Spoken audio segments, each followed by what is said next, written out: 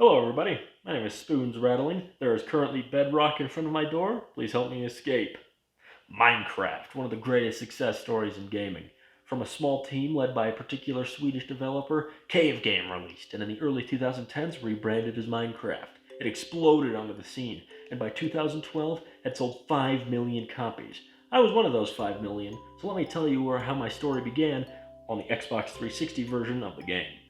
My brother and I had heard the buzz from our friends and from reading Game Informer, a now defunct gaming magazine. So we scrounged up enough Microsoft points and bought it. We booted it up and we jumped into that tutorial world and we were hooked, playing on that map for 15 hours straight, building a massive tower 8 stories tall with a glass dome on top. From there we started another survival world, built a massive dirt fortress, and from there, for 10 years straight, I basically played it on whatever I could. My Xbox, my friend's Xbox, my laptop that could barely handle the demo, let alone the whole game. And then the playground talk was insane. We all speculated. Some people acted like they knew it would come in the next update. Muskets, the Nether Dragon. The end update was what we all were waiting for. Every time a rumor started about when it might come out, we stayed up till 12 a.m. that night just to see if it was true. Obviously, it never was. It was truly a phenomenon like none other in my time, and I doubt I'll ever see something like it again. It was in the right time at the right place at the right time in my life. I truly experienced the Minecraft boom. What a time to be alive. But what next? We kept waiting and waiting and waiting for the next game-changing update. What would it be? New bosses? A new dimension? Emerald tools? Muskets? What could it be? Mods on console? However, nothing of the scale of the end update really ever came again. It added things like the wither, new biomes and blocks. However, they were all ultimately superfluous. The rhythm of the game didn't change. You spawned, built your house, got your tools, got your diamonds, went to the nether, went to the end. And having a spare side boss like the wither really doesn't change that. It's ultimately superfluous to the rhythm of the game. The end is truly a great endpoint for the game, and the Nether's a wonderful complement to the overworld. However, they both came out in 2012, and even with their revamps are starting to show their age, as those were quite some years ago now. To put it into an analogy, it's like they built a wonderful basis for a build. Something that if you built upon it could just be the most wonderful build you've ever made, but for some reason they became deathly afraid of building on it. So from there, they built a bunch of small village houses around it, which are still good houses, but are only a quarter of the size. They'll never truly live up to the original. That core will of course always be timeless and good, however after so many years and so many updates it's starting to lose its luster.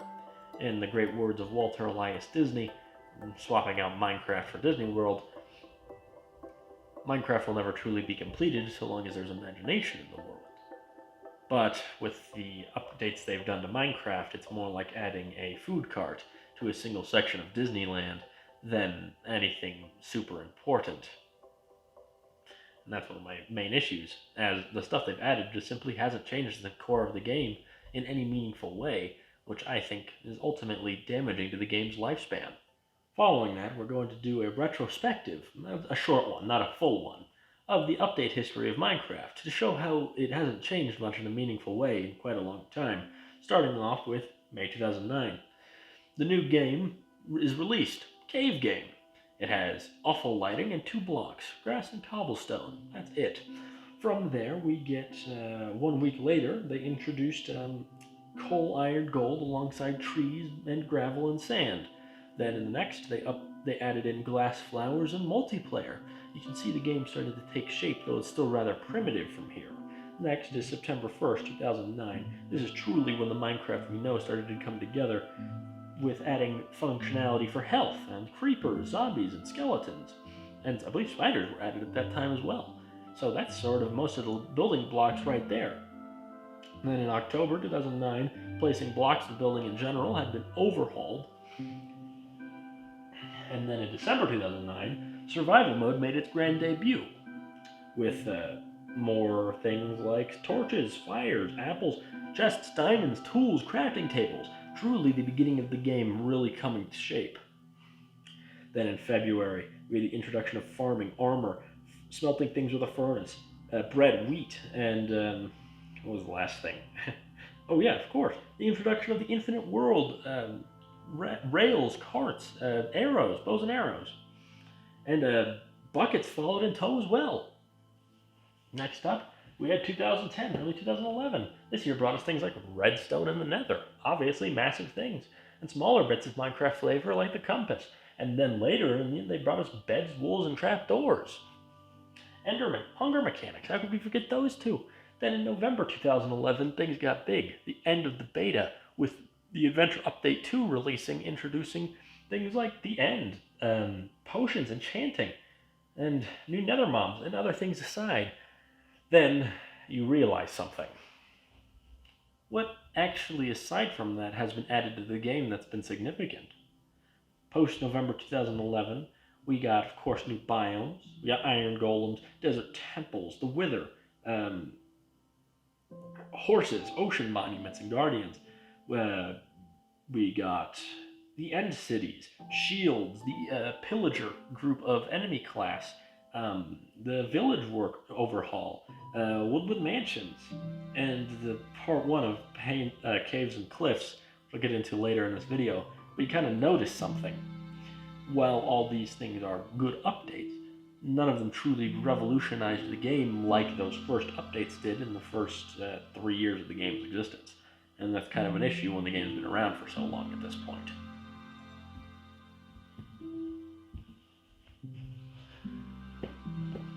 Looking at this update roadmap, we can see something. From 2009 to 12, they were building the base of the game with mobs and blocks and areas. The standard ensemble of mobs hasn't really changed. Every day you see your sheep, your chickens, your pigs, your cows. That's about it. And then at night you see your zombies, your skeletons, your creepers, your spiders, your endermen. If you live in the ice or snow, you'll see husks in the desert, and strays in the ice. So and that really hasn't changed. And then they added in a bunch of extra buildings, like the Woodland Mansion or the Desert Temple. But the things in them are either generic enough that they're nothing special, or they're kind of not strong enough to justify going to get them, spare for maybe the Totem of Undying. And here's one of the crux of my problem with it, as the growth of your character hasn't changed. You get your iron in a house, you get your diamonds, you get your nether, you go to the nether, sorry, I'm stumbling over my words, and then you go to the end. And despite the fact they've added so much stuff around it, that path hasn't really changed at all. It hasn't deviated. You just hunt your Enderman every night, and then once you've got enough blaze rods, you go to the end. She agrees with me. That's Daisy, by the way. Changing the progression of a game is scary, but it can work great. While in different genres, comparing it to another timeless classic, Team Fortress 2, you can see that in their update history, they've done similar things, but also very differently.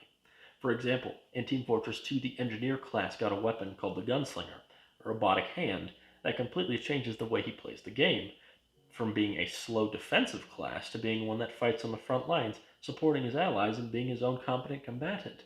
However, looking at Minecraft's update history, at least post-2012, there hasn't been something that really changed the game that much. For example, the combat update was minimal, and the two new weapons of the Trident and Crossbow, while steps in the right direction, are ultimately sort of half steps, I'd say.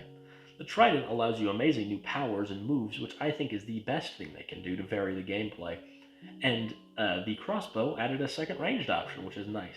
However, they both have downsides. The Trident is a real pain to get, as I'm sure anyone who's played the game knows, and the Crossbow is ultimately not super different from the bow, and you just get to fire in a pinch if you really need to. And that's, again, just coming back to the crux of my issue, is the lack of change in the way the game can be played and the progression of the main storyline, if you want to call it that, despite it not really being a full story. You know what I mean. The second to last thing I'm going to talk about in relation to current Minecraft before summarizing my thoughts is the catastrophe of Caves and Cliffs. The Caves and Cliffs update is sort of one step forward, two steps back. The first thing, it introduces a very good thing in the Better World gen, which allows for some breathtaking views and wonderful vistas. However, it's also held back by having a mob vote attached to it. The mob vote's an outdated and silly sort of thing. Minecraft is the most sold game in the world, very highly profitable, I imagine. So there's really no reason to not just include all three mobs, who in all three ways are very mediocre and not the most useful, including the Allay, which so many people voted for, and I find it's a moot point. And of course, being split in two parts is not a good thing.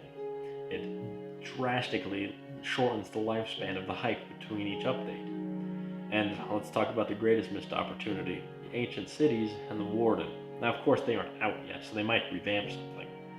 But the Warden is supposed to be a mob that inspires fear, that is very hard to fight, even if you are fully prepared. So why not play off that with him roaming the ancient cities?